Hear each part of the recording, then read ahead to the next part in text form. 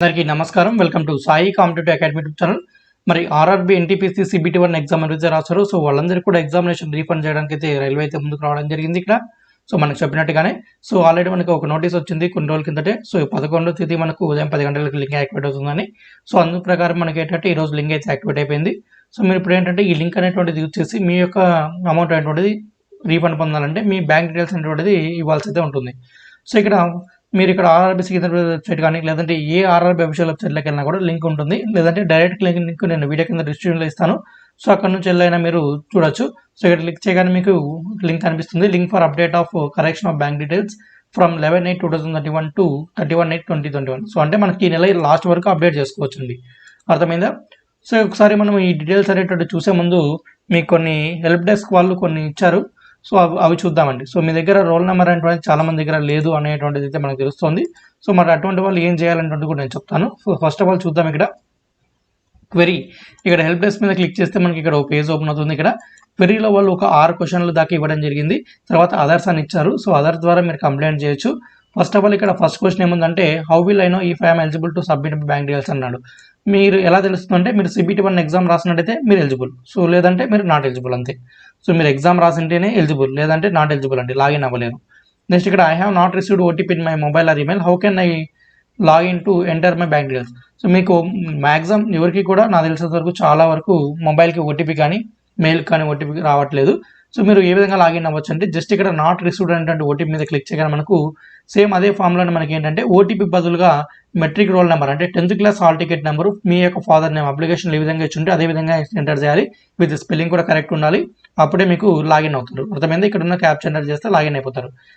ఇక్కడ roll number, date of birth, role number అంటే ఇక్కడ 15 డిజిట్ రోల్ నెంబర్ అండి. మీరు రిజిస్ట్రేషన్ నెంబర్ ఇవ్వకూడదు, ఇక్కడ రోల్ నెంబర్ వేయాలి. రోల్ నెంబరు, తర్వాత డేట్ ఆఫ్ బర్త్, తర్వాత మెట్రిక్ రోల్ నెంబర్ అంటే 10th class hall ticket number, తర్వాత మీ ఫాదర్ నేమ్, ఇక్కడ ఉన్న క్యాప్చర్ ఏదైతే అది ఇక్కడ ఒక్కొక్కసారి ఒక్కొక్క కనిపిస్తుంది. అది ఎంటర్ చేసి మీరు లాగిన్ మీద క్లిక్ చేయాలి. అప్పుడే మీరు లాగిన్ అవుతారు. సో చూపిస్తాను అది కూడా. So next I could not login as I keep getting the alert saying invalid login details, how do I proceed అంటున్నాడు. సో ఇక్కడ ఇన్వాలిడ్ లాగిన్ డీటెయిల్స్ వస్తున్నాయి అంటే అర్థం ఏంటంటే మీరు ఎగ్జామ్ రాయలేదనేటువంటిది అర్థం అండి. So if you are not able to login make sure you appear for the exam, only CBT attend candidates are eligible to login వస్తుంది. అంటే మీరు ఎగ్జామ్ రాసింటే కంపల్సరీగా కూడా మీకు ఇక్కడ అటెండ్ అంటే మీకు లాగిన్ అవుతుంది. ఒకవేళ అటెంప్ట్ అయ్యడం కూడా లాగిన్ అవ్వలేదంటే మీరు కంప్లైంట్ ఇవ్వచ్చు. సో అది ఎలా అవుతుందని చెప్తాను. నెక్స్ట్ 4th ఆప్షన్ అండి.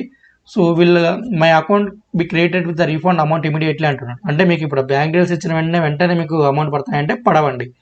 దీనికి కాను ఒక 3 నెలలు కానీ 6 నెలలు కానీ సంవత్సరం కానీ అయినా పట్టచ్చు.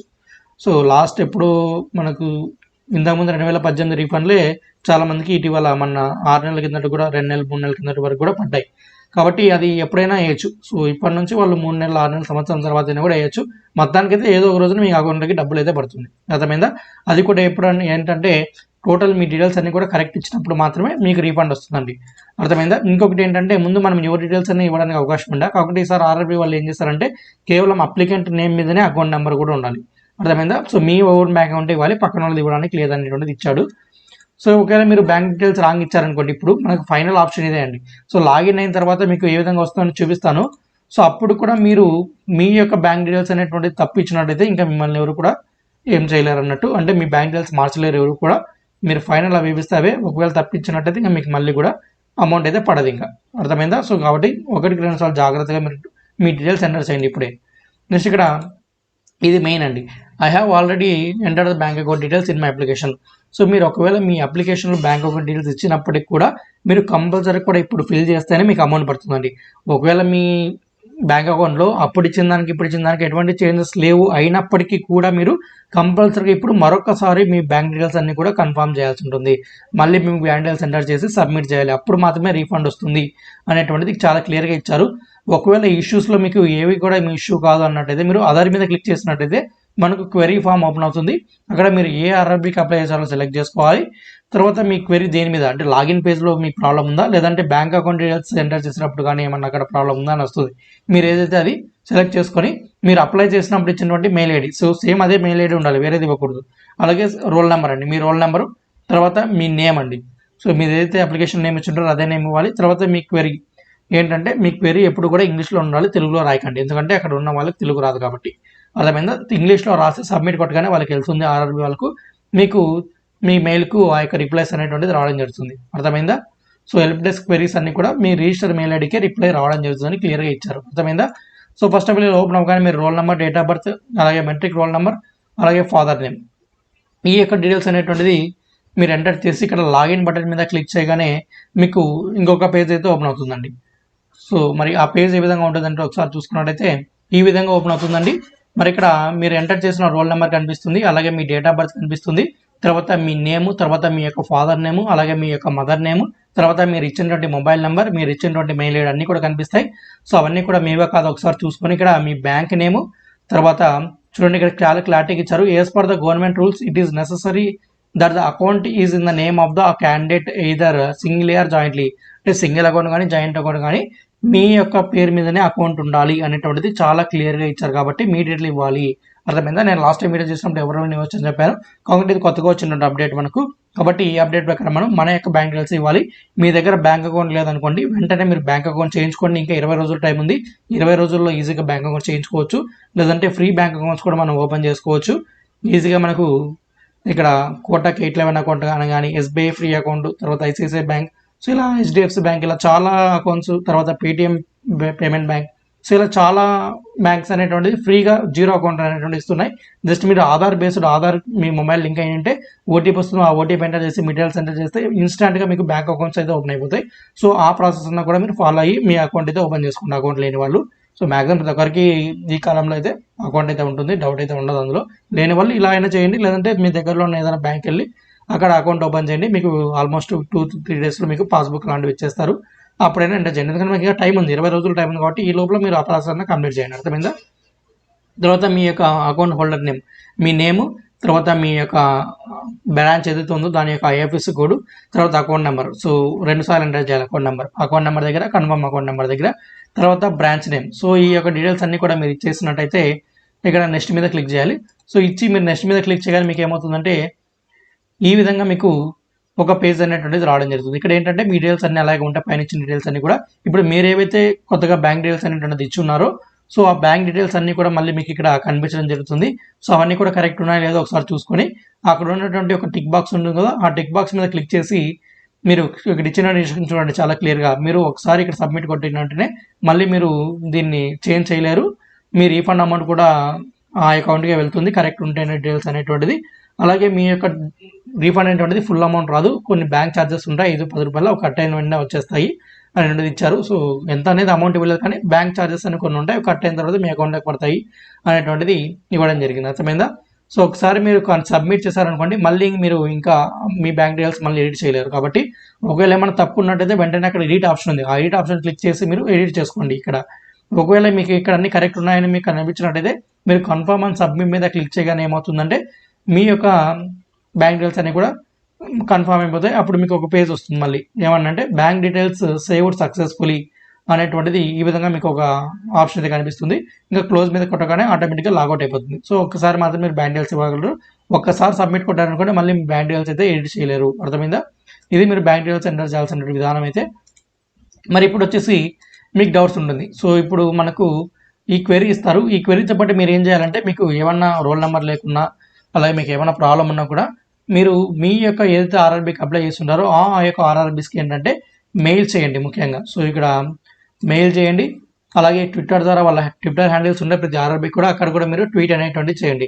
చాలామంది దగ్గర రోల్ నెంబర్స్ అయితే లేవని తెలుస్తుంది. మరి మీరు ఏం చేయాలంటే మీరు ఇక్కడ నేను కొన్ని మెయిల్ ఐడీస్ చెప్తాను, ఆ మెయిల్ ఐడీస్కి మెయిల్ చేయండి, అలాగే ట్విట్టర్లో ట్వీట్ చేయండి. కంపల్సరీగా మనకు ఫర్గాట్ రోల్ నెంబర్ అనే ఆప్షన్ అన్న ఎనేబుల్ చేస్తారు, లేదంటే roll number or registration number ఏదో ఒకటి ఎంటర్ చేసే విధంగా ఎనేబుల్ చేస్తారు. ఎందుకంటే రిజిస్ట్రేషన్ నెంబర్ ఆల్మోస్ట్ అందరి దగ్గర ఉంటుంది, మెయిల్స్ కూడా వచ్చే రిజిస్ట్రేషన్ నెంబర్ కాబట్టి రిజిస్ట్రేషన్ నెంబర్ అయితే ఉంటుంది. మరి అందరి దగ్గర రోల్ నెంబర్ పోగొట్టుకున్నారు. సో నేను ఆల్రెడీ హాల్ టికెట్ వచ్చినప్పుడే చెప్పాను, మీరు హాల్ టికెట్ చాలా జాగ్రత్త పెట్టుకోవాలి. ఎందుకంటే హాల్ టికెట్లో సగం పోర్షన్స్ వాళ్ళు చించేసుకొని సగం పోర్షన్స్ సీల్ వేసిస్తారు. ఆ సీల్ చేసినటువంటి పేపర్ ఇంపార్టెంట్, డాక్యుమెంట్ వెరిఫికేషన్లో ఆ యొక్క పేపర్ అడుగుతారు. ఎందుకంటే లాస్ట్ టైం గ్రూప్ డి ఏఎల్పీలో కూడా అడిగారని చెప్పాను. కాబట్టి మీరు జాబ్ మీద ఇంట్రెస్ట్ ఉన్న వాళ్ళైతే ఇప్పటికీ ఆ పేపర్ అనేది జాగ్రత్త ఉంచుకొని ఉంటారు. సో ఏముంది అనుకున్న వాళ్ళు పోగొట్టుకుంటారు. సో ఇప్పుడు మీకు ఆ పేపర్ కూడా చాలా ఇంపార్టెంట్ అండి జాబ్ వచ్చినప్పుడు. సో అర్థమైందా? సో కాబట్టి ఇప్పుడు మీకు ఒకవేళ లేనట్టయితే రోల్ నెంబర్ అనేటువంటిది కంపల్సరీగా కూడా మీరు ఏం చేయాలంటే ఇక్కడ మెయిల్ ఐడీస్ ఏవైతే చెప్తున్నామో ఆ మెయిల్ ఐడీస్కి మీరు మెయిల్ చేయండి. అలాగే ఫోన్ నెంబర్స్ కూడా ఉన్నాయి, ఒకసారి ఫోన్ కూడా చేయండి. ట్విట్టర్ ద్వారా కూడా మీరు ట్వీట్ అయితే చేయండి, మీకు ఏదో ఒక రిప్లై వస్తుంది. సో మీరు ఇక్కడ ట్విట్టర్ ద్వారా మీరు ఏంటంటే ఆర్ఆర్బీ మీరు ఏ అప్లై చేస్తుంటారు ఆర్ఆర్బీకి ఆర్ఆర్బీకిను తర్వాత రైల్వే మినిస్టర్ కూడా ట్వీట్ చేయండి. మీరు ఇక్కడ సికింద్రాబాద్కి సంబంధించి మీరు అప్లై చేసినట్టయితే సికింద్రాబాద్ అప్లై చేసిన వాళ్ళంతా కూడా ఇక్కడ టెలిఫోన్ నెంబర్స్ ఉన్నాయి కదా, ఈ టెలిఫోన్ నెంబర్కి అయితే మీరు కాంటాక్ట్ అయితే అవ్వండి. వాళ్ళు ఏమన్నా కూడా ఇన్ఫర్మేషన్ ఇవ్వచ్చు. ఒకవేళ మెయిల్ చేయాలనుకుంటే ఇక్కడ asrb@railnet.government.in మెయిల్ చేయండి. అర్థమైందా?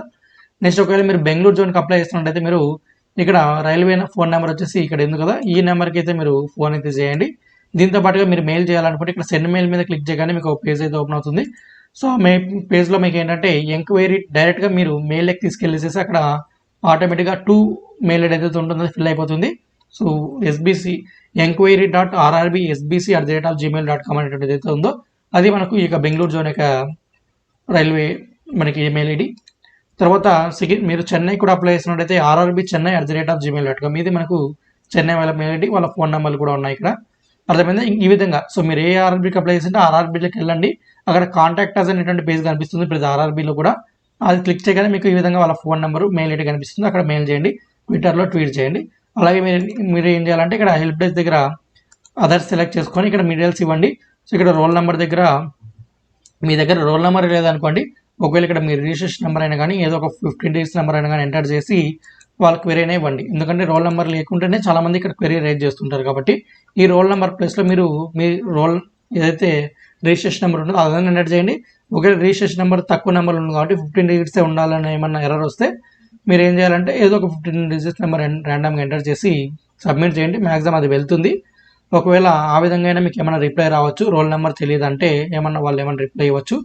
సో ఇవే మనకున్న ఆప్షన్స్. ఇప్పటివరకు అయితే ఉన్న ఆప్షన్స్ ఏంటంటే ఈ అదర్స్ ద్వారా ఇలా వెళ్ళడం, లేదంటే ఆర్ఆర్బీస్కి మెయిల్ కానీ ఫోన్ కానీ చేయడం, ట్విట్టర్లో ట్వీట్ చేయడం. ఇదే మనకి ఏమన్నా కూడా ఈ ఎక్కువ మంది దీని మీద కంప్లైంట్ చేస్తున్నట్టయితే రోల్ నెంబర్ లేదు అనేటువంటిది మ్యాక్సిమం వాళ్ళ నుంచి మనకి ఏంటంటే ఏదో ఒక రిప్లై వస్తుంది. అయితే రోల్ నెంబర్ కాకుండా రిజిస్ట్రేషన్ నెంబర్ ఎంటర్ చేసి లాగిన్ అయ్యే విధంగా కానీ, సో లేదంటే మీ యొక్క రోల్ నెంబర్ ఏదైతే ఉందో తెలుసుకోవడానికి ఫర్గాట్ రోల్ నెంబర్ అనే ఒక ఆప్షన్ ఇచ్చి అందులో మీ registration number, date of birth లాంటివి ఎంటర్ చేస్తే మనకు రోల్ నెంబర్ వచ్చే విధంగా కానీ మనకు ఆప్షన్ అయితే రావచ్చు. అర్థమైందా? సో లాస్ట్ టైం మనకు లాగిన్ అయ్యేటువంటి పేజ్ అయితే ఇప్పుడు ఓపెన్ అవ్వట్లేదండి. అంటే ఏదైతే హాల్ టికెట్స్ వస్తాయో మనకు హాల్ టికెట్స్ వచ్చినప్పుడు లాగిన్ అవుతుంటాం కదా, ఆ లాగిన్ అయ్యేటువంటి పేజ్ అయితే ప్రస్తుతానికి మనకు కనిపించట్లేదండి. అంటే ఓపెన్ అవ్వట్లేదు, క్లోజ్ అయింది అన్నట్టు. కాబట్టి అది ఉన్నా కూడా మనం ఏదో విధంగా రోల్ నెంబర్ తెలుసుకునే వాళ్ళం. ఇప్పుడు అది కూడా మనకు క్లోజ్ అయిపోయింది కాబట్టి మనము ఏమి కూడా చేయలేమన్నట్టుంది. సో అర్థమైందా? సో మనకి ఇదే ఆ లింక్ అనేటువంటిది ఈ డేట్ ఎక్స్పైర్ అనే ఈ లింక్ అనేది ప్రస్తుతానికి క్లోజ్ అయిపోయింది. లేదంటే ఈ లింక్ ఉంటే మనము ఏదో విధంగా లాగిన్ అయినా కూడా మన రోల్ నెంబర్ సంపాదించుకునే వాళ్ళం. కాబట్టి ఒకవేళ ఈ లింక్ అన్నా కూడా యాక్టివేట్ చేస్తాడు మళ్ళీ. ఇప్పుడు ఏదైతే క్లోజ్ అయిందో లింక్, ఆ లింక్ అన్న యాక్టివేట్ చేస్తాడు, లేదంటే కొత్తగా ఫర్గాట్ ఆప్షన్ అన్న ఇస్తాడు. సో అది ఎప్పుడు వస్తుందంటే సో ప్రతి ఒక్క అప్డేట్స్ కూడా మీకు ప్రాబ్లం ఉన్నప్పుడు మెయిల్, ట్వీట్ లేదా క్వెరీ రైజ్ చేసినప్పుడు అలాగే అది కూడా ఏంటంటే ప్రతి ఒక్క అభ్యర్థి చేయాలి. సో ఇంకా వచ్చారని పోతే పోనీ 400 అనుకున్న వాళ్ళైతే మీకు ఏం చేయలేము. సో మీరు కావాలనుకున్న వాళ్ళు ఏంటంటే కంపల్సరీగా వాళ్ళకు క్వెరీ రైజ్ చేయండి, మనకు ఖచ్చితంగా కూడా వాళ్ళు అప్డేట్ చేసే అవకాశం అయితే ఉంటుంది. సో ఇదండి మనకు ఆర్ఆర్బీ ఎన్టీపీసీ రీఫండ్కి సంబంధించిన అప్డేట్ అయితే. మీకు ఇంకా 20 రోజుల టైం ఉంది. మీరు ఏదో ఒక రోజు మీకు టైం ఉన్నప్పుడు ఈ యొక్క బ్యాంక్ డీటెయిల్స్ అయితే ఇచ్చేయండి. బ్యాంక్ అకౌంట్ లేని వారు వెంటనే అయితే చేయించుకోండి. అర్థమైందా? సో ఇది ఇలాంటి మరిన్ని అప్డేట్స్ కోసం మీరు మన ఛానల్ అయితే సబ్స్క్రైబ్ చేసుకోండి. ఇలాంటి మరిన్ని అప్డేట్స్తో మళ్ళీ కలుద్దాం. అందరికీ సెలవు. జై హింద్.